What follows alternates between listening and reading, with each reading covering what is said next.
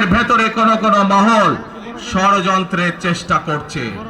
গত কয়েকদিন ধরে আপনারা দেখেছেন, পত্র পত্রিকায় এসেছে, বিভিন্ন সোশ্যাল মিডিয়াতে এসেছে, মধ্যপ্রাচ্য সহ বিভিন্ন দেশে পোস্টাল ব্যালট যেগুলো পাঠানো আছে সেগুলোকে কিভাবে ডাকাতি করা হয়েছে। ঠিক যারা এই দেশ থেকে পালিয়ে গেছে তারা যেভাবে আপনাদের ভোট ডাকাতি করেছিল, ঠিক একইভাবে আবার সেই ষড়যন্ত্র শুরু হয়েছে। দেখেছেন আপনারা?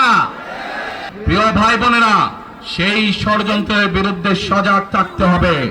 বিদেশে বসে তারা ষড়যন্ত্র করছে, একইভাবে আপনাদের আবার যে ইলিয়াস আলী, দিদার, জুনায়েদ সহ হাজারো মানুষের প্রাণের বিনিময়ে যে অধিকার আমরা অর্জন করেছি, 24-এ গণ আন্দোলনের, জনগণের আন্দোলনে এই সিলেট শহরে 13 জন আমাদের জীবন দান করেছে। প্রিয় ভাই বোনেরা, এই প্রাণগুলোর বিসর্জনের মাধ্যমে আমরা যে অধিকার আদায়ের পথে নেমেছি, একটি কুচক্রী মহল এর এই ভিতরে ষড়যন্ত্র শুরু করে দিয়েছে।